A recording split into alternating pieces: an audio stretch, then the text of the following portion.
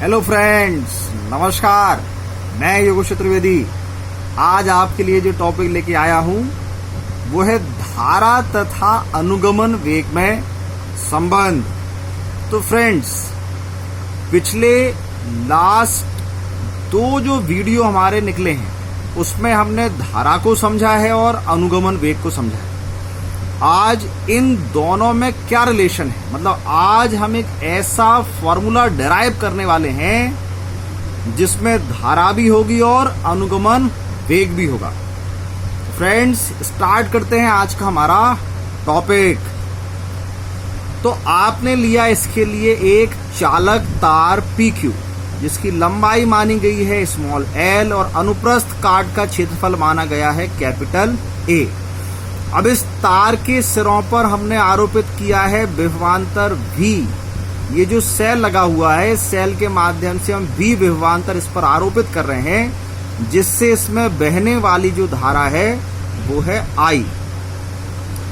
अब जैसे ही आप विभवांतर आरोपित करेंगे, चालक के अंदर जो मुक्त इलेक्ट्रॉन होंगे वो मुक्त इलेक्ट्रॉन निम्न विभव वाले सिरे से उच्च विभव वाले सिरे की ओर गति करने लगते हैं, ऐसा हम जानते हैं। तो वो जिस औसत वेग से गति करते हैं उसी को हम अनुगमन वेग कहते हैं। तो हमने माना कि इस तार में जो I धारा प्रवाहित हो रही है, इस I धारा प्रवाहित होने के कारण चालक के जो अंदर हमारे मुक्त इलेक्ट्रॉन हैं वो इस धारा की दिशा के विपरीत VD वेग से गमन कर रहे हैं। तो इन्हीं दोनों के बीच का रिलेशन हमको ज्ञात करना है। तो फ्रेंड्स, चित्र में चालक तार PQ है जिसकी लंबाई है L, अनुप्रस्थ काट का क्षेत्रफल है A। तो चालक का आयतन कितना होगा, तो आप जानते हैं क्षेत्रफल इंटू लंबाई। तो चालक का आयतन हो गया A इंटू L। अब हम मान के चल रहे हैं कि चालक के एकांक आयतन में जो इलेक्ट्रॉनों की संख्या है वो है स्मॉल n। यदि एकांक आयतन में इलेक्ट्रॉनों की संख्या स्मॉल n है तो Al आयतन में कितनी होगी, NaL। अब हमने माना कि यदि हमारे पास जो चालक के अंदर इलेक्ट्रॉन हैं जिनकी संख्या NaL है तो इन पर कुल कितना आवेश होगा, ये निकालने के लिए हमने माना कि चूंकि एक इलेक्ट्रॉन पर आवेश कितना होता है, स्मॉल ई। इलेक्ट्रॉन के आवेश को इसी दिखाते हैं ना, तो NaL इलेक्ट्रॉनों पर कितना आवेश होगा, तो आपने NaL में ई का इंटू कर लिया। तो ये था हमारे पास इस चालक के अंदर कुल आवेश। अब आपने निकाल ली है धारा। तो धारा निकालने के लिए जब हम आवेश में समय से भाग लगाएंगे तो I मिलेगा ना। तो अब जो समय है वो हमको इसमें इन्वॉल्व करना है। तो समय हम कैसे लाएं, तो हमने ये माना कि ये जो इलेक्ट्रॉन है वो इस Q सिरे से P सिरे तक पहुंचने में स्मॉल t सेकंड का समय लेता है। इलेक्ट्रॉन Q सिरे से P सिरे तक पहुंचने में कितना समय लेता है, t सेकंड का। तो इसका मतलब यह है कि जो हमारा इलेक्ट्रॉन है वो t सेकंड में इस VD वेग से गति करते हुए L विस्थापन तय कर लेता है। तो इसी L विस्थापन को हमने ज्ञात किया। तो लिखा, माना इलेक्ट्रॉन का अनुगमन वेग VD है, तब इलेक्ट्रॉन चालक के Q सिरे से P सिरे तक पहुंचने में t सेकंड का समय लेता है। तो इलेक्ट्रॉन द्वारा t सेकंड में तय किया गया विस्थापन L is equal to VD into T। ये कैसे निकाला, वेग बराबर विस्थापन बटे समय। विस्थापन बराबर वेग इंटू समय। हमको निकालना क्या था, विस्थापन। तो वेग इंटू समय, तो वेग हो गया अनुगमन वेग और समय हो गया T। तो अब आपके पास ये जो आवेश की वैल्यू है इसमें आप L की जो VD इंटू T है ये वैल्यू रख दीजिए। NEA, L की वैल्यू क्या हो गई, VD इंटू T, ये आ गई है। तो अब हमारे पास आवेश आ गया, ये समय भी आ गया। आवेश में समय का भाग लगाएंगे, धारा निकल आएगी। चलिए, तो हम लिखा यदि चालक के सिरों पर भी विभवांतर आरोपित करने पर उसमें बहने वाली धारा I हो तो I is equal to q upon t. Q की वैल्यू NEA, ये VDT अपॉन में टी से टी हो गया कैंसिल, क्या बचा NEAVD। ये हो गया रिलेशन I और VD के बीच। अब यदि मान लीजिए क्वेश्चन आपसे कहे कि हमको धारा घनत्व और अनुगमन वेग में संबंध बताइए, तो आप इस I से J बनाएं। तो J और I रिलेशन क्या है, J is equal to I upon A।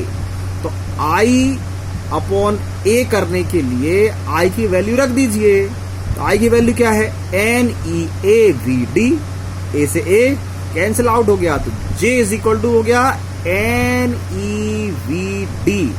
तो ये रिलेशन है धारा घनत्व का अनुगमन वेग से। ये आप तब निकालेंगे जब क्वेश्चन आपसे धारा घनत्व का संबंध पूछेगा। यदि क्वेश्चन आपसे पूछ रहा है धारा और अनुगमन वेग का संबंध, तो यहां आपका क्वेश्चन कंप्लीट हो जाता है। तो फ्रेंड्स, ये तो था रिलेशन धारा और अनुगमन वेग का। अब इस रिलेशन को और अच्छे से समझने के लिए हम एक न्यूमेरिकल भी करते हैं। तो न्यूमेरिकल लिया मैंने, तांबे में मुक्त इलेक्ट्रॉनों की संख्या 8.5 इंटू 10⁻28 प्रति मीटर क्यूब प्रति घन मीटर है। तो ये क्या है, मुक्त इलेक्ट्रॉनों की संख्या किसमें, प्रति घन मीटर आयतन में। इसका मतलब ये किसकी वैल्यू है, बताइए इसमें किसकी वैल्यू है, N की, E की, A की या VD की। N क्या था, एकांक आयतन में इलेक्ट्रॉनों की संख्या। तो जी हाँ फ्रेंड्स, ये मिल गया आपको N, लिख दिया हमने N। यदि 1 मिलीमीटर स्क्वायर परिच्छेद क्षेत्रफल वाले, तो ये 1 मिलीमीटर स्क्वायर क्या चीज है, क्षेत्रफल है। ये क्षेत्रफल चाहिए हमें, तो A की वैल्यू कितनी आ गई 1 मिलीमीटर स्क्वायर। ऊपर दिया था हमको N का मान मीटर क्यूब में, ये मिला मिलीमीटर में, तो इसको मीटर में कन्वर्ट करें तो 1 मिलीमीटर बराबर होता है 10⁻³ मीटर। तो ये था मिलीमीटर का स्क्वायर, तो इस पर भी क्या लग जाएगा स्क्वायर, तो जाएगा मीटर का स्क्वायर। इंटू कर लीजिए, घात के ऊपर घात होती है, घात में गुणा होता है, 3 2 6, 3 दूनी 6, तो -6। तो क्षेत्रफल मिल गया आपको 10⁻⁻6 स्क्वायर मीटर या मीटर का स्क्वायर। आगे पढ़ें, परिच्छेद क्षेत्रफल वाले तांबे के तार के सिरों पर विभवांतर आरोपित करने पर मुक्त इलेक्ट्रॉनों का अनुगमन वेग, ये तो क्लियर है, ये किसकी वैल्यू है, अनुगमन वेग VD की 9 × 10⁻⁵ मीटर पर सेकेंड। तो तार में प्रवाहित धारा की गणना कीजिए। अब I की वैल्यू आपको फाइंड करनी है, तो I और अनुगमन वेग का रिलेशन क्या है, I is equal to NEAVD। देखिए यही पढ़ा था हमने, I is equal to NEAVD। बस तो आपके पास N की वैल्यू है, आपने रख दी है, A की वैल्यू आपने रख देनी है, VD की वैल्यू रख देनी है। अब E की वैल्यू कहां से लाएं, तो ये हम पहले से जानते हैं। ये क्या चीज है, इलेक्ट्रॉन का आवेश, इसकी वैल्यू कितनी होती है 1.6 इंटू 10⁻⁻19 कूलाम्ब। तो ये N हो गया, ये E हो गया, ये A हो गया और ये VD हो गया। अब इसको करना है सॉल्व।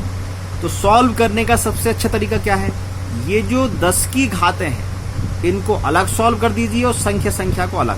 तो ये हमने 8.5, 1.6 और 9 ये अलग लिख लिया।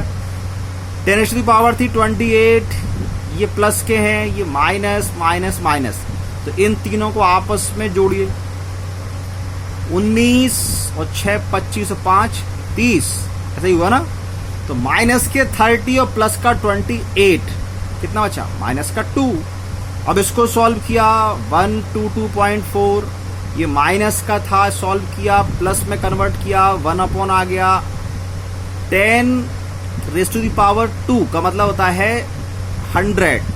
ये लिखा हमने 100 का डिवाइड करो, ये जो डेसिमल है वो 2 अंक आगे जाएगा, तो 1.224 या लगभग हम कह सकते हैं 1.2 धारा है तो एम्पियर। ये आ गया हमारा आंसर। तो इस प्रकार फ्रेंड्स ये हमने सीख लिया कि इस फॉर्मूले से हम धारा की वैल्यू फाइंड कैसे करते हैं। अब अगर आपको I की वैल्यू दे दी जाती, N की वैल्यू दे दी जाती, A की वैल्यू दे देते और VD की वैल्यू पूछते तो आप इसी फॉर्मूले से VD की वैल्यू ज्ञात कर सकते हैं। या I की वैल्यू मिलती, A और VD की वैल्यू मिलती तो हम N की वैल्यू फाइंड कर लेते। कुल मिलाकर ये रिलेशन हो गया इन सबका आपस में। अब इसमें से कोई भी एक राशि अननोन करेंगे, बाकी सारी राशियां दे दी जाएंगी, तो आप उस अननोन क्वांटिटी की वैल्यू फाइंड कर सकते हैं। तो फ्रेंड्स इस प्रकार मुझे उम्मीद है आज का टॉपिक आप समझ गए होंगे। आप अपनी बुक से और न्यूमेरिकल लगाइए, इस रिलेशन को और पक्का कर लीजिए। फिर मिलेंगे नेक्स्ट वीडियो में किसी बहुत मजेदार टॉपिक के साथ। तब तक अच्छे अच्छे नोट्स बनाएं, मन लगाकर पढ़ें, स्वस्थ रहें और मस्त रहें। नमस्कार।